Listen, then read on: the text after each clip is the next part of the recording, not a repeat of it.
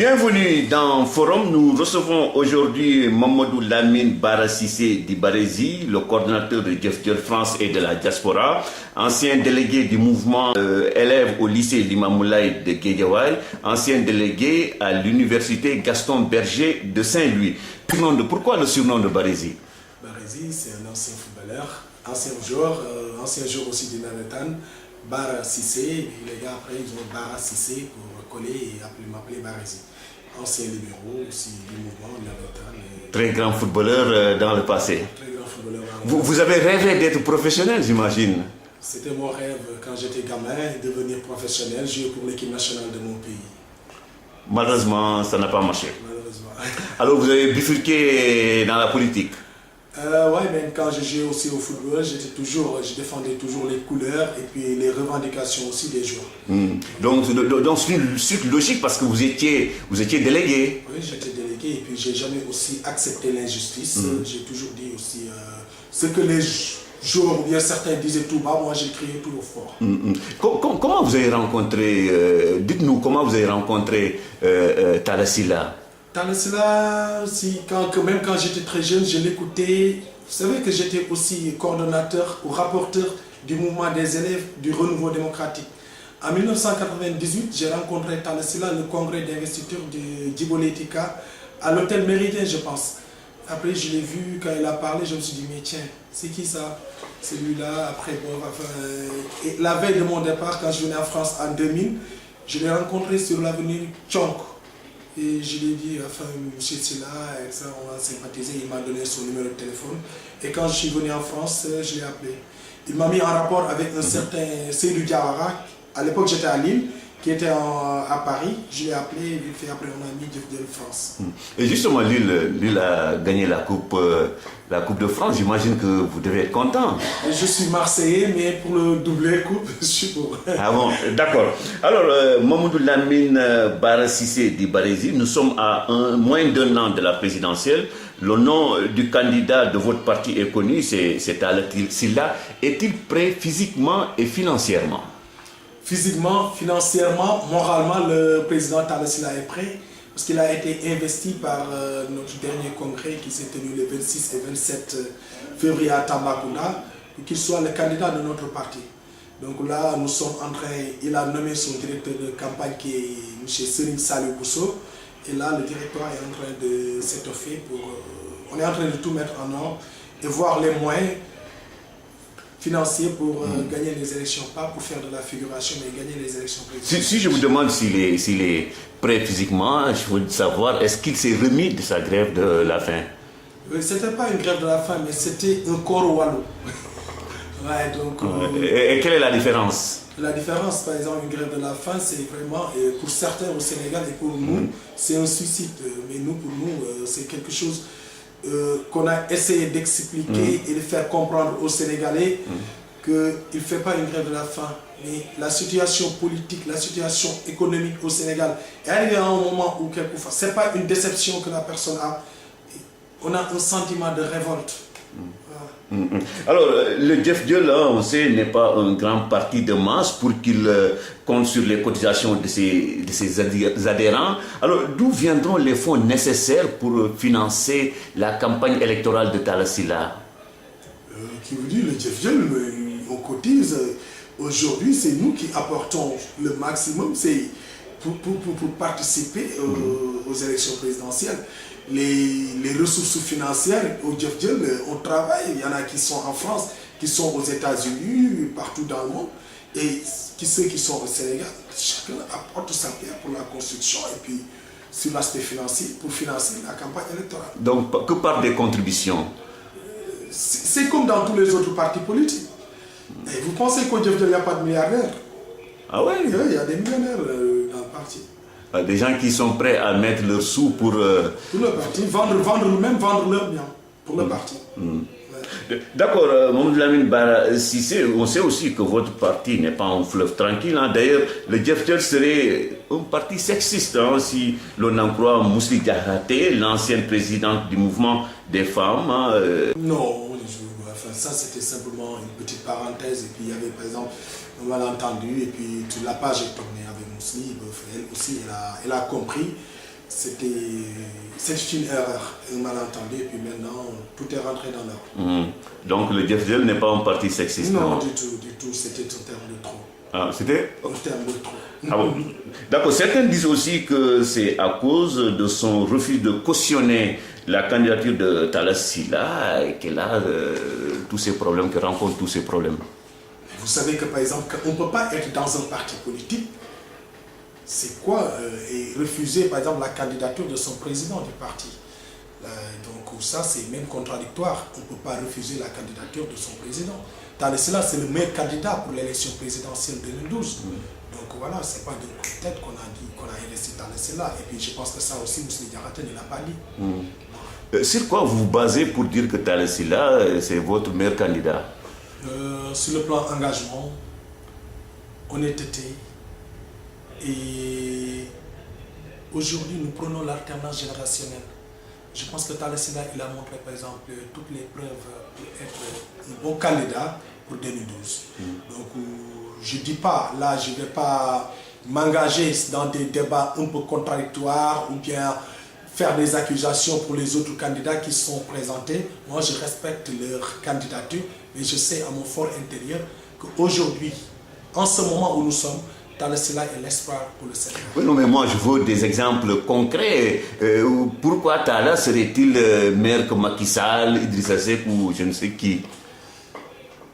Monsieur Sylla, vous savez que quand je prends, nous critiquons le régime d'Abdoulaye Wade.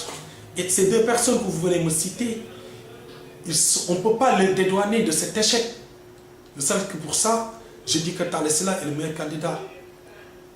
Et quand je prends aussi le cas des autres, parce que le Jefjel, aujourd'hui la jeunesse sénégalaise refuse et lutte pour la restauration ou bien le statu quo. Donc quand on parle de statu quo, c'est le régime libéral. Nous ne voulons pas un remplacement, mais un changement radical. Et pour ce changement, nous pensons que Talla Sylla est le meilleur candidat.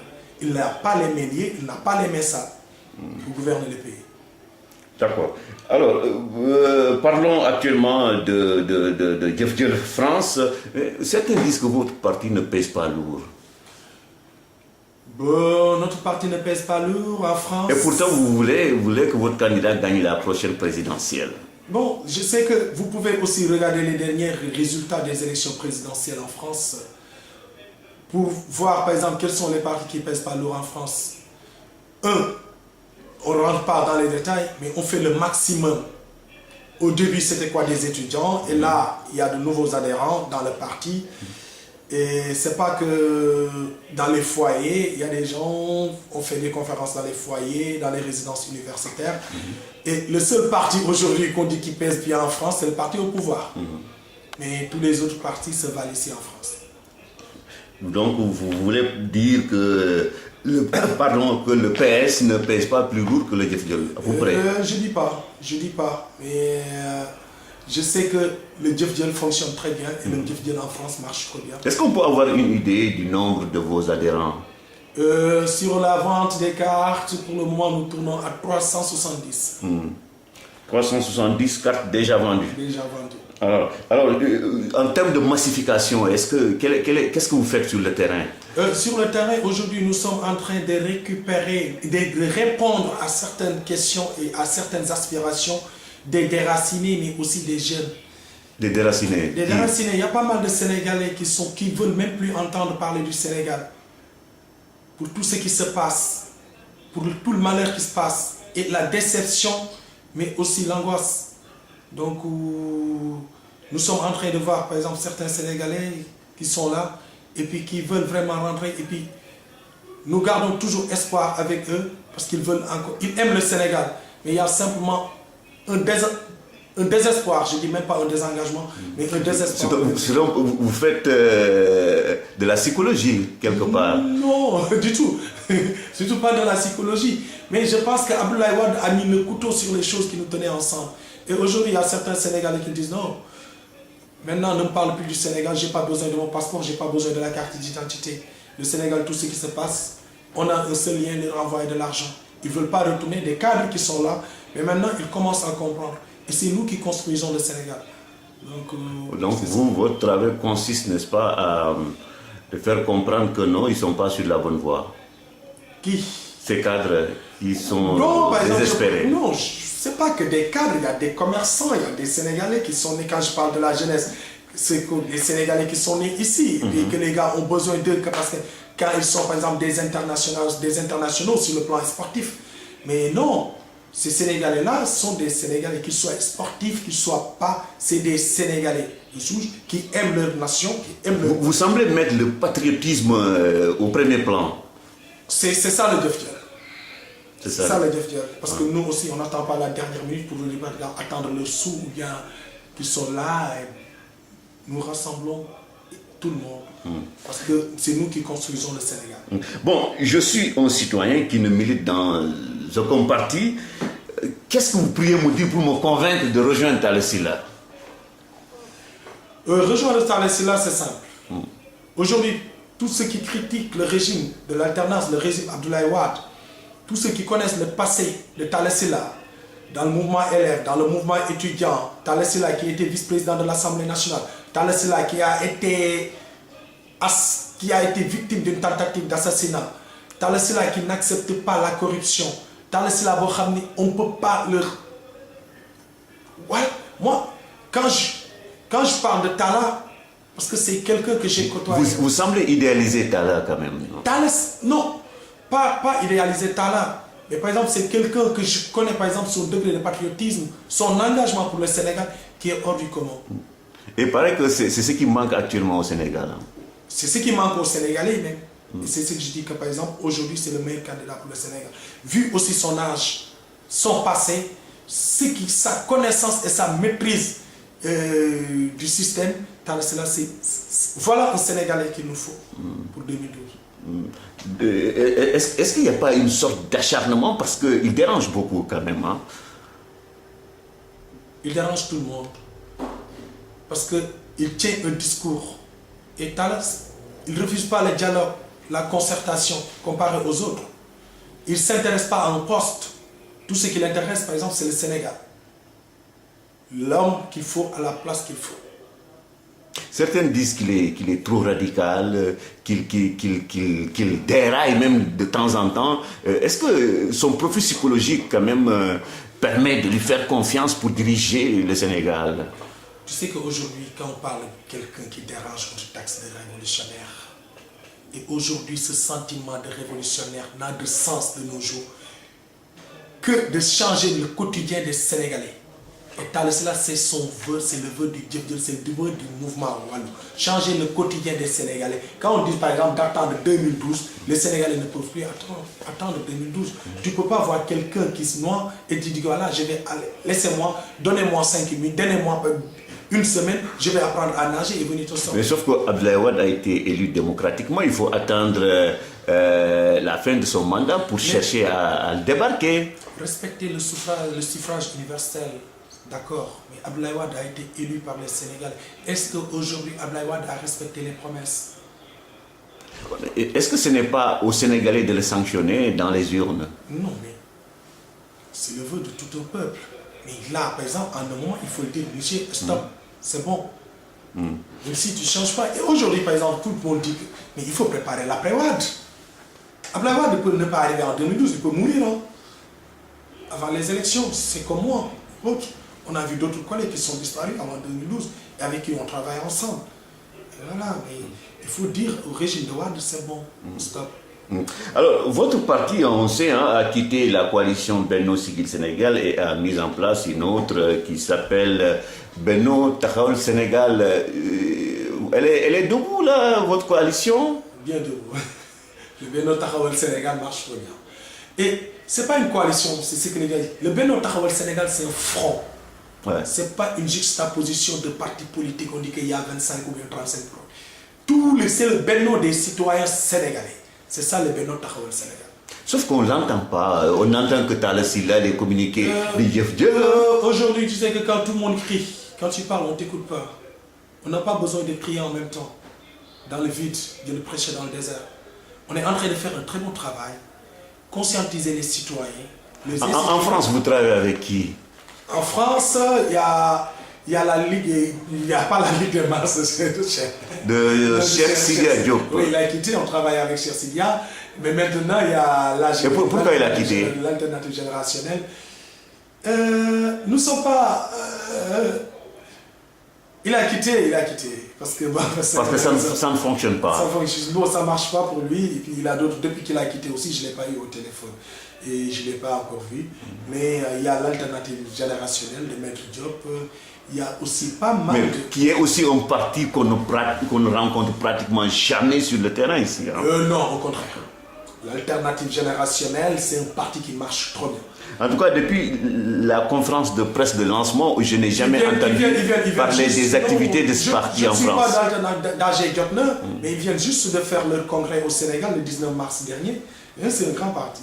Ils travaillent trop bien et c'est un parti que nous respectons.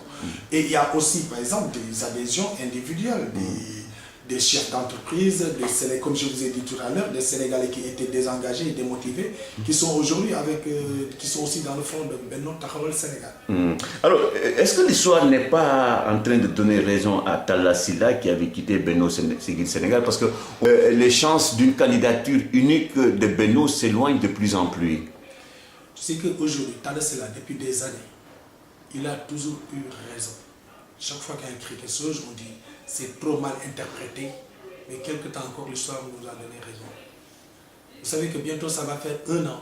Le 6 juin prochain, ça va faire 1 an que nous avons gelé nos activités dans Benno Siggil Sénégal. Ils nous avaient dit qu'ils allaient mettre en œuvre le 28 juin dernier, je ne sais pas, depuis 2009, depuis 2010 en tout cas, ils n'arrêtent pas de pousser les dates pour dire que voilà, chaque instant on va vous présenter le candidat de l'unité, mais juste là non. Moustapha Niasse dit être prêt pour porter les couleurs de Benno Siggil Sénégal. Est-ce que si son vœu se réalise, le Djef Djel le soutiendra? Le Djef Djel parce qu'on s'est dit que Talla Sylla a des relations particulières avec Moustapha Niasse. Talla Sylla peut avoir des relations particulières avec Moustapha Niasse. Moustapha Niasse peut être son frère. Mais c'est le Djef Djel qui a investi M. Talla Sylla. Ce n'est pas Moustapha Niasse. Ce n'est pas Talla Sylla aussi qui s'est investi. Le Djef Djel a son candidat. Le Benno Taxawal Sénégal a son candidat. Et nous, on a commencé à travailler depuis très longtemps. Vous pensez que demain, on va se réveiller pour se dire qu'on va soutenir Moustapha Niasse? Pourquoi? Nous, on a notre candidat. C'est Talla Sylla, ce n'est pas Moustapha Niasse. Qu'il ait de très bonnes relations. Moi, j'ai de très bonnes relations avec d'autres candidats. Et voilà, donc ça, pour ceux qui pensent à ça, il faut... Le Djef Djel ne va pas soutenir. Donc, non, le Djef Djel ne va pas soutenir. Pourquoi soutenir Moustapha Niasse? On a notre candidat. Vous savez que quelquefois, les divergences, les accusations réciproques ne plaident pas en faveur de l'opposition. Et aujourd'hui, je pense que l'opposition est en train de s'enliser et enliser sur des théories du siècle dernier. Au lieu de refuser de voir la réalité et de faire appel à notre imagination. Les temps ont changé. Aujourd'hui, les citoyens sénégalais ont besoin du changement, pas d'un remplacement, pas parce qu'ils ont déjà fait leur temps. Aujourd'hui, nous voulons autre chose. Le Djef Djel a investi Talla Sylla. C'est Talla Sylla qui est le président Talla Sylla et le candidat du Djef Djel. Alors, peut-être que vous demanderez à Moustapha Niasse de soutenir Talla Sylla. Si l'AFP le souhaite. D'accord, mais Macky Sall aussi a presque officialisé sa candidature. Est-ce que ces candidatures multiples ne pourraient pas nuire aux chances de l'opposition? La seule chose, j'en suis convaincu, que si nous allons en rang dispersé, plus de 5, 6, 10 candidats, Abdoulaye Wade, ça va lui faciliter simplement de voler les élections. Talla Sylla pourrait donc donner l'exemple en se disant, mais tiens, moi, je n'ai pas un grand parti, je vais soutenir un ténor de la vie politique, non? Vous savez, M. Sylla, le problème c'est quoi? Aujourd'hui, pourquoi pas les autres viennent soutenir Talla Sylla? Parce que les Sénégalais n'ont pas besoin d'un statu quo. Le statu quo, c'est quoi? Le régime libéral, avec ses débranchés, toutes ces branches qui l'ont quitté. C'est le statu quo, entre guillemets. nous n'avons pas, nous ne voulons pas non plus la restauration. La restauration, vous faites allusion au Parti Socialiste. Non, mais le Parti Socialiste aussi avec ses marches. L'AFP et les autres. Ouais. Et pourquoi vous ne voulez pas la restauration? Et le Parti Socialiste dit avoir beaucoup changé quand même. Hein. Et puis on voit qu'il y a des hommes neufs quand même hein, voilà. Chez les socialistes. Des hommes neufs, quand on veut changer une équipe, c'est pas que le capitaine qu'il faut changer, il faut changer l'équipe radicalement. Radicalement changer l'équipe. Aujourd'hui, moi, on parle de Khalifa Sall, Aïssata Tall Sall, un autre de l'AFP. Et pourquoi ces gens-là pensent que c'est eux qui doivent diriger le Sénégal? Ils ont fait des preuves. Ils devaient avoir la sagesse de se dire, écoutez, je prends l'exemple de quelqu'un d'autre, Biram ou bien quelque chose, monsieur est venu. Et ça, on devait le faire depuis très longtemps. Mais nous vraiment, au sein des Djefdjel, on a oublié ce problème avec certaines personnes. Nous avons oublié, par exemple, ça c'est le passé. Nous sommes vers l'avenir, on a tourné la page. Nous, comment travailler et gagner les élections de 2012. C'est ça notre problème. Qu'il y ait un candidat de Benno Sigil Sénégal ou deux candidats multiples, ça ne nous engage plus. Quel regard portez-vous sur le travail de l'opposition en France ici? L'opposition en France est en train de faire un bon travail pour certains partis. Vraiment, et puis nous avons vraiment... Des exemples? Des exemples, je vais prendre le cas de la paire. En toute sincérité, ils sont en train de faire un bon travail. Tu vois, le fait que, voilà, ils sont en train de faire un bon travail ici en France, c'est comme d'autres partis, c'est comme d'autres partis aussi que je respecte. Et il y a d'autres partis qui font que crier et mettre des communiqués à la presse, il faut rien. Comme quel parti? Non, ils sont là. Je ne vais pas citer de parti, mais ils vont se reconnaître. De toute façon, même à Dakar, c'est ce que Benno fait. Hein. Souvent, on lit des communiqués dans la presse. Moi, je pense que vouloir diriger des hommes aujourd'hui, sans tenir compte de leurs aspirations, de leur avis, même à cet homme-là qui est sûr d'avoir raison, la certitude d'avoir tort. C'est la démocratie participative. La responsabilité, la solidarité, la liberté aussi. Il y a certains leaders qui sont là, avant de dire certaines choses ou bien quoi que ce soit, j'appelle telle personne, tel journaliste, que chacun reste à sa place, travailler pour le Sénégalais. On a un ennemi commun, un adversaire commun. C'est le bon terme. Vers un même objectif, c'est le régime en place. Qu'il y ait un changement, pas un remplacement, un changement. Vous n'avez pas le sentiment que demain, même s'il y a alternance dans le cadre d'une coalition, mais ça c'est la même chose qui risquerait de se produire. Hein? Ousmane Tanor Dieng est président, il va écarter probablement Moustapha Niasse, Dansokho et comme ça, parce qu'on ne peut pas diriger ensemble un pays. Hein? Moi, je ne suis pas dans Benno, dans le Sigil, je ne suis pas dans le Sigil, je ne connais pas leur stratégie. Et dans le Taxawal, supposons, Talla est président. Dans le Taxawal, il y a une stratégie qui est très claire. Chacun travaille, chacun amène sa pierre pour la construction du Sénégal. Ce n'est pas un partage du gâteau. L'homme qu'il faut à la place qu'il faut. Moi, si je n'ai pas les compétences de diriger quoi que ce soit, et j'attends rien de Talla Sylla ou bien de Benno Taxawal Sigil Sénégal de demain. Barézy, on dit souvent qu'il est beaucoup plus facile de combattre ensemble que de diriger ensemble. Ça vous inspire quel commentaire cela? Parce que dès que, par exemple, combattre ensemble, donc, on n'avait pas les mêmes objectifs. Si nous avons les mêmes objectifs de combattre ensemble, on doit avoir les mêmes objectifs de diriger ensemble, dans la sincérité et la franchise. C'est simple. C'est simple. Ça, donc, pour vous, la meilleure stratégie pour battre Wade, c'est il faut se mettre ensemble. Il faut se mettre ensemble. Et puis, tu sais que pour mettre un programme de gouvernement avec des hommes, des femmes, des gens engagés, il ne faut pas douter en une seconde de leur conviction démocratique. Aujourd'hui, notre adversaire, c'est au sein de l'opposition. Notre adversaire, il ne se trouve pas en face. Donc il faut bien dès à présent... Expliquez-vous pourquoi votre adversaire ou l'adversaire de l'opposition se trouve même à l'intérieur de l'opposition. Parce que depuis des années, choisir un candidat de l'unité, nous ne sommes pas capables de dire que voilà notre candidat. Et il y a des gens qui sont convaincus qu'ils vont jouer leur va-tout. Ils n'auront même pas 0,050%. Qui vous pensez à qui? Non mais enfin, tu sais que ici là, il y a des gens qui viennent te dire quand même, vous êtes le meilleur candidat. Et ils n'ont même pas de cellules à Louga ou bien à Kaolack. Mais vaut mieux, par exemple, il y a des gens qui sont bien implantés à Diopel, il y a des gens qui sont bien implantés. Sénégal, c'est pas que Dakar. La diaspora, c'est pas que la France. Donc il faut que nous soyons vraiment humbles et modestes. Et savoir que nous, ce qui nous intéresse, c'est le Sénégal. À vous entendre parler, hein, on peut supposer que vous allez signer la pétition lancée par des responsables de Benno Siggil Sénégal France, hein, qui ont décidé de disqualifier Moustapha Niasse et Ousmane Tanor Dieng. Vous savez que moi, il y a certains discours, je ne vais pas les tenir. Ce sont des discours irresponsables. Moi, je n'ai pas la capacité, je n'ai pas la voix autorisée pour disqualifier qui que ce soit.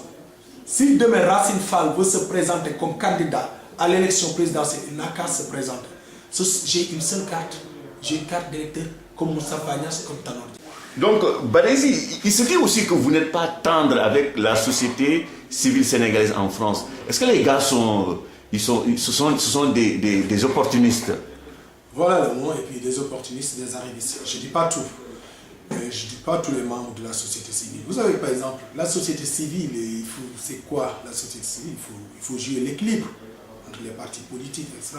Moi, je ne vais pas dire qu'ils sont tous des opportunistes ou bien des arrivistes, mais il y en a qui veulent simplement utiliser les mouvements ici en France comme sous forme d'escalier pour avoir un nom au Sénégal, pour chercher un poste. Non. Moi, je dis non. Il y a des grands, on les connaît. On ne peut pas... Ils n'attendent qu'à la veille des élections. La veille des élections ou bien l'arrivée de certaines personnalités pour tisser des relations, après partir au Sénégal, parler au nom des Sénégalais de l'extérieur. En tout cas, moi, il y a certaines personnes qui ne m'inspirent pas confiance au sein de la société civile. Alors comment faut-il faire pour barrer la route à ces, entre guillemets, opportunistes? Mais ils commencent à se démasquer. Ils commencent à se démasquer. Il y a certaines personnes qui... Je ne dis pas tous, hein. Parmi eux, il y a des grands avec qui j'ai de très bons rapports, qui travaillent pour le Sénégal, qui aiment le Sénégal. Et je ne peux pas... Quelqu'un qui peut se lever du jour au lendemain, vous les voyez qu'à la veille des élections, ou bien l'arrivée de quelqu'un, pour crier et parler pour le nom des Sénégalais, créer une association de... Voilà. Mais maintenant, la société civile, les associations qui sont ici, en France, à Lyon, il y a Galgui, ici, il y a Forum Respublica, mais voilà, mais il y a des brebis galeuses. Des gens qui jouent l'importance, qui jouent l'intello, etc., qui cherchent que des postes. Alors, Clarté Dayler, hein, c'est bien prononcé, je crois, a dénoncé dans un communiqué une collusion entre le consul général du Sénégal à Paris, le PS et l'APR. Comment Jeff Diel a accueilli cette information? Bon, Jeff Diel est membre de Clarté Dayler. Donc Jeff Diel a accusé, on peut dire aussi. Non, pas. Bon, enfin, tous dont nous. Moi, j'accuse pas les partis, mais je parle avec le consul. Et là, il va nous recevoir cette semaine. C'est que toutes les zones qui sont de sa circonscription, nous devons y aller, faire les inscriptions comme à Toulouse et à Perpignan. Là, nous sommes exigeants. On ne peut pas accepter. C'est ce que je suis en train de vous dire tout à l'heure. Il y a des gens qui sont intéressés que par les militants et d'autres qui sont intéressés par les citoyens sénégalais. D'où qu'ils se trouvent.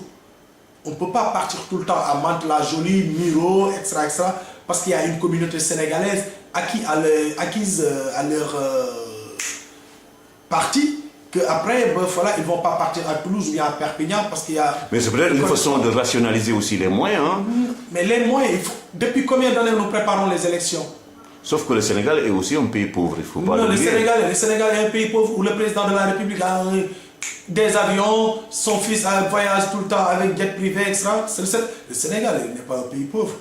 Surtout pour le régime quand il le veut. Ce sont les Sénégalais qui sont pauvres. Voilà. Mais Abdoulaye Wade, quand il le veut, il y a quelqu'un qui donne des lutteurs, chaque fois des enveloppes. Voilà.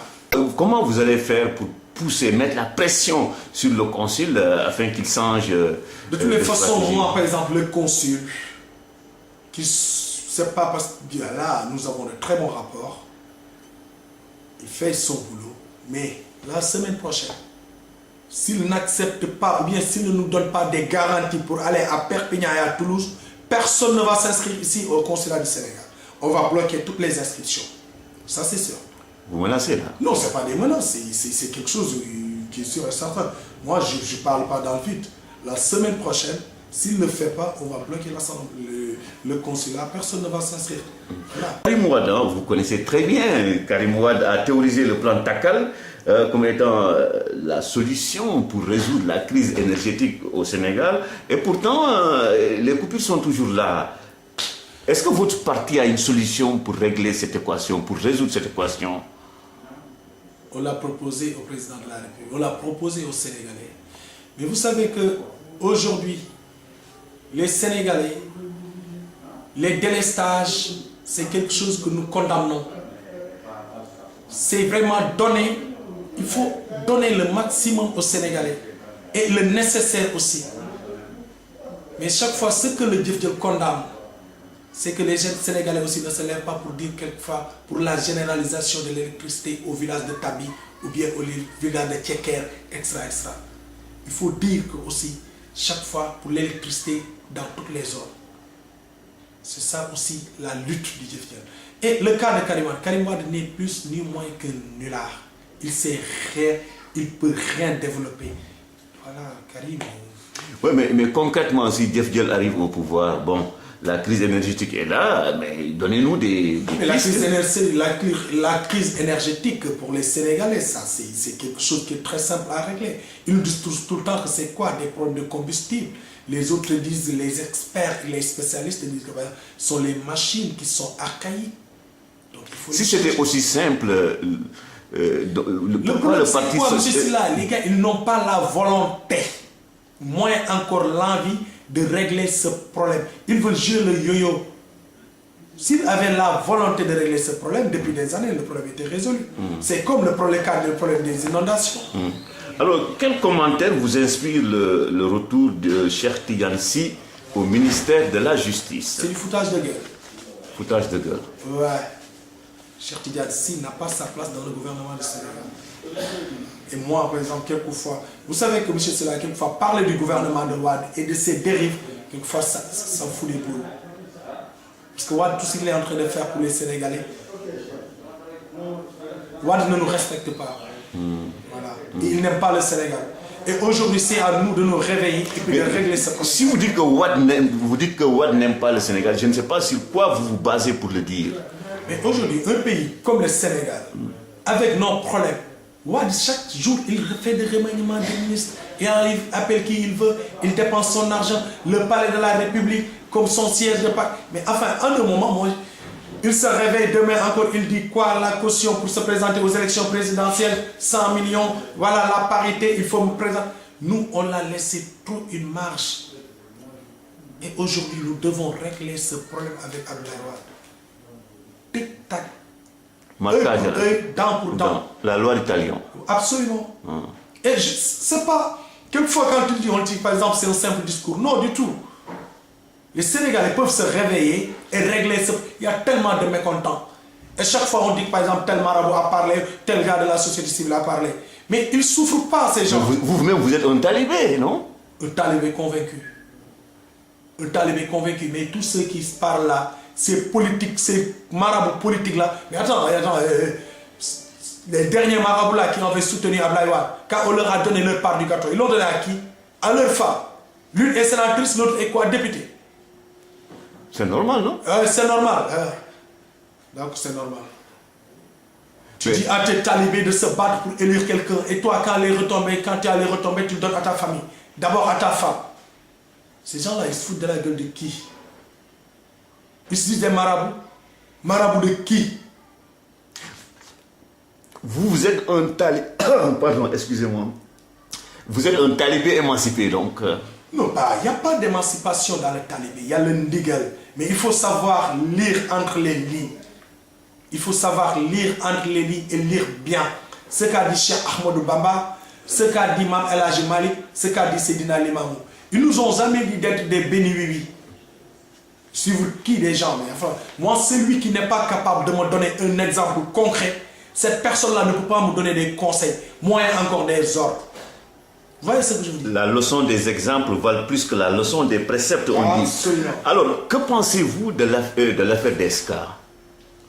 Le Djombas, ça c'est le Djombas français. C'est quelque chose qui est regrettable.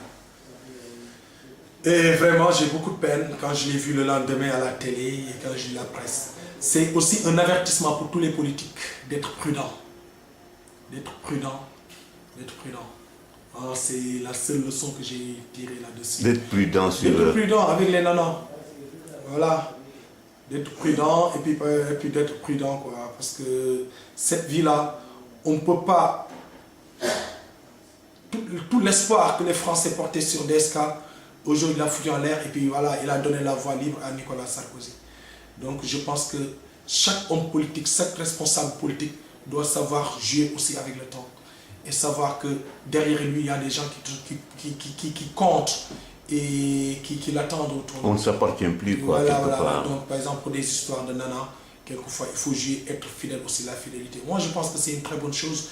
Le cas de Djombas, ça m'a trouvé aussi... Ça renseigne aussi peut-être sur la fragilité même de l'homme, hein, en général. Mais tu sais qu'aujourd'hui, tous les politiques, c'est la nature humaine. Mais il faut être au-dessus du lot. Ne pas tomber sur ces sujets, tu vois. Quelquefois, il faut être plus intelligent. Et ta femme, il faut être fidèle, quoi. Et à la limite, lutter avec les femmes de chambre et autre chose. Il y a les maladies, il y a tout. Bon, on va terminer par une note triste. Hein. Le coordinateur du MSU France, Samba Fadiga, est décédé le mercredi dernier. Quel témoignage pouvez-vous faire sur lui?